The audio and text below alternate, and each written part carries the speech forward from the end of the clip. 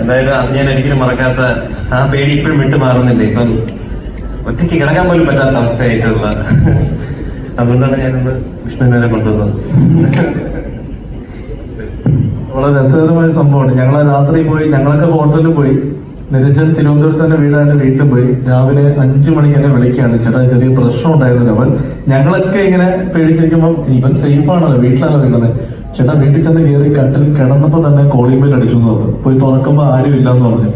4 തവണ calling bell അടിച്ച് വീണ്ടും തുറന്നു. പിന്നെ കോളിംഗ് ബെൽ കംപ്ലൈന്റ് ആയിരുന്നു എന്ന് രാവിലെ വിളിച്ചു പറഞ്ഞു. ചേട്ടാ ഇതൊക്കെ ഒരു നിമിത്തമാണോ, സുമതി ഉണ്ടോ എന്നൊക്കെ ചോദിച്ചു. സത്യത്തിൽ ഞങ്ങൾ അന്ന് പോയ വീഡിയോ ഷൂട്ട് ചെയ്തിട്ടുണ്ട്. അത് ഈ സിനിമ റിലീസായതിനു ശേഷം ഞങ്ങൾ പുറത്തുവിടാം.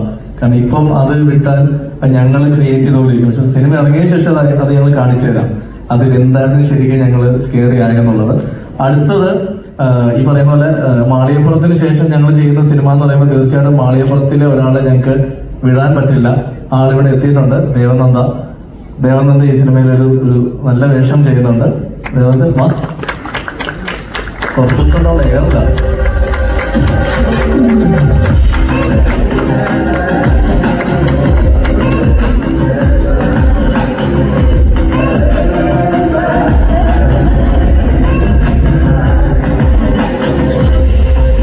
ഞങ്ങൾ കഴിഞ്ഞ കുറച്ച് ദിവസമായിട്ട് ദേവനന്ദ ഏറി പറഞ്ഞു നടക്കായിരുന്നു. ഇപ്പോഴാണ് എനിക്ക് തിരിച്ചു കിട്ടിയത്. അവർക്ക് ഇന്ന് ഇവിടെ എന്താ പറയുന്നത് എനിക്ക് അറിയേണ്ടത്. എല്ലാരും എടുക്കുന്നവർക്ക് നല്ലതല്ലേ. ഇവിടെ വന്ന് നിൽക്കാൻ കഴിയുന്നത് ഒത്തിരി സന്തോഷമുണ്ട്. മാളികപ്പുറം ടീമിന് തന്നെ പുതിയ സിനിമയാണ്. അഭിലാഷ് ചേട്ടന്റെയും വിഷ്ണു ചേട്ടന്റെയും രഞ്ജിത് ചേട്ടന്റെയും കൂടെ പുതിയ സിനിമയാണ്. അത് കുറെ ഒരു പുതിയൊരു ക്രൂവിന്റെ കൂടാണ് ഈ സിനിമ ചെയ്യുന്നത്. അതിൽ ഒത്തിരി എക്സൈറ്റഡ് ആണ് ഞാൻ. അതും നമ്മളെ സപ്പോർട്ട് ചെയ്ത മുരളിയങ്കിളിന് ഒത്തിരി നന്ദിയുണ്ട്. അതും ഇവിടെ വന്ന എല്ലാവർക്കും നന്ദി പറയുന്നു. കാരണം ഒത്തിരി സന്തോഷമുണ്ട് നിങ്ങളെല്ലാവരെയും ഇന്ന് കാണാൻ.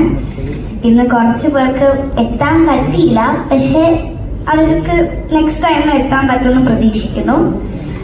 എന്തായാലും എനിക്ക് ഒത്തിരി സന്തോഷമുണ്ട്. എല്ലാവർക്കും നന്ദി പറഞ്ഞുകൊണ്ട് ഞാൻ നിർത്തുന്നു. നന്ദി, നമസ്കാരം. ദേവുവിന്റെ ആ ഒരു അഭിനയ മികവ് നമ്മൾ എന്തായാലും മാളികപ്പുറത്തിലൂടെ കണ്ടിട്ടുള്ളതാണ്. ആൻഡ് തീർച്ചയായിട്ടും അതിൽ കുറഞ്ഞതൊന്നും സുമതി വളവിൽ നമ്മൾ എക്സ്പെക്ട് ചെയ്യുന്നില്ല. So thank you so much Devu and good luck for you. അടുത്ത വിളിക്കാനുള്ള മെയിൻ ഒരാളെ ഇവിടെ കാണുന്നില്ല, പുറത്തേക്ക് പോയെന്ന് തോന്നുന്നു. ലാൽ സാർ ഈ പടത്തിലൊരു ത്രൂഔട്ട് വേഷം ചെയ്യുന്നുണ്ട്. അർജുന്റെ അച്ഛന്റെ ക്യാരക്ടറാണ് ചെയ്യുന്നത്. അത് ഞങ്ങൾ അദ്ദേഹത്തോട് കഥ പറയാൻ പോയപ്പോൾ അദ്ദേഹം കുറെ അനുഭവങ്ങൾ ഞങ്ങളോട് പറഞ്ഞു തന്നു. ഇതെല്ലാം സിനിമയിൽ സ്ക്രിപ്റ്റ് ഞങ്ങൾക്ക് ഉപയോഗമായിട്ടുള്ളതാണ്. അപ്പം ലാൽ സാർ ഇവിടെ ഉണ്ടോ? Okay.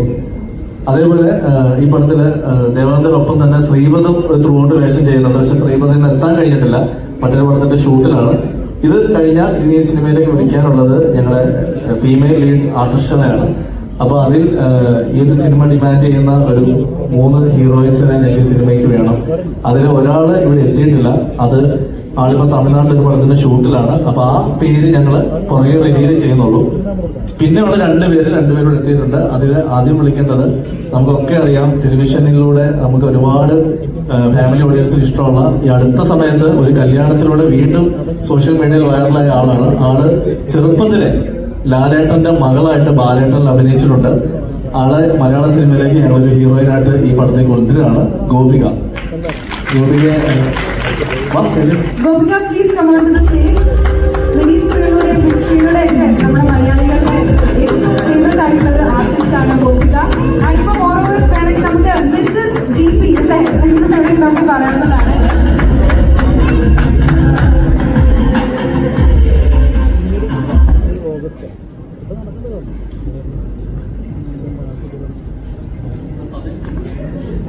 Gopika, requesting you to speak a few words to the audience. നമസ്കാരം. ഞാൻ ഫസ്റ്റ് സ്റ്റാൻഡേർഡിൽ പഠിക്കുമ്പോഴാണ് ഫസ്റ്റ് മൂവി ചെയ്തത്. ശിവം, ഷാജി കൈലാസ് സാറിന്റെ, പിന്നെ ബാലേട്ടൻ ചെയ്തു. പക്ഷേ എനിക്കിപ്പോൾ ഇവിടെ നിൽക്കുമ്പോൾ ഞാൻ ഫസ്റ്റ് മൂവി അഭിനയിക്കുന്ന പോലെയാണ്. എന്താ പറയുക, എക്സൈറ്റ്മെന്റും ഉണ്ട്, സന്തോഷവും ഉണ്ട്, ടെൻഷനും ഉണ്ട്.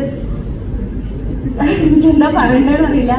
പിന്നെ അതുപോലെ തന്നെ ഞാനിങ്ങനെ എന്നെ റെക്കഗ്നൈസ് ചെയ്തത് ബാലേട്ടന്റെ മോളായിട്ടാണ്. അതിനുശേഷം ഇപ്പൊ സാന്ത്വനത്തിൽ അഞ്ജലിയായിട്ടാണ്. അപ്പൊ ഞാൻ ഇനി ഏത് വർക്ക് കമ്മിറ്റ് ചെയ്യുന്ന ആകെ കൺഫ്യൂസ്ഡ് ആയിരുന്നു. അപ്പോഴാണ് നമ്മുടെ ചേട്ടൻ സുമതി വളവായിട്ട് വന്നത്. അത് ഭയങ്കര ഒരു ഭാഗ്യമാണ്. ഇത്രയും വലിയൊരു ടീമിന്റെ കൂടെ, ഇത്രയും വലിയൊരു ക്രൂവിന്റെ കൂടെ വർക്ക് ചെയ്യാൻ പറ്റുക എന്ന് പറയുന്നത് ഭയങ്കര ഭാഗ്യമാണ്. പിന്നെ അഭിലാഷ് ചേട്ടൻ വഴിയാണ് വിഷ്ണു ചേട്ടനെയും അർജുൻ ചേട്ടനെയും ഒക്കെ പരിചയപ്പെട്ടത്.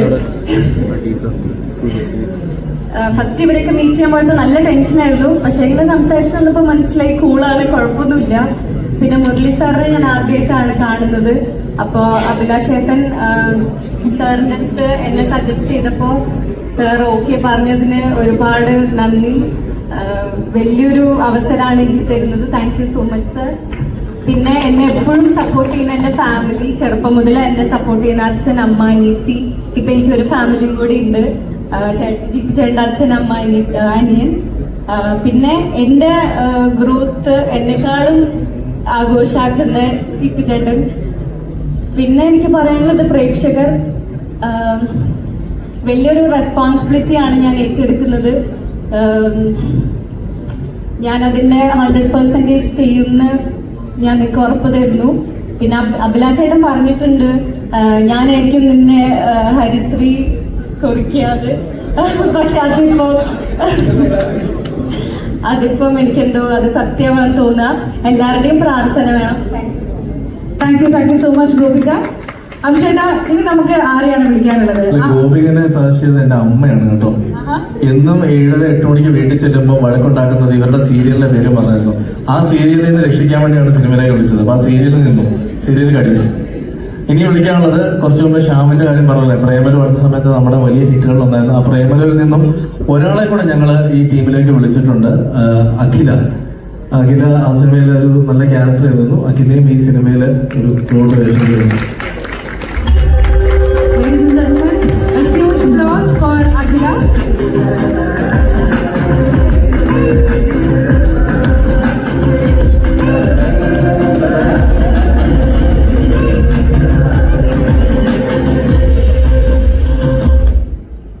എല്ലാവർക്കും നമസ്കാരം.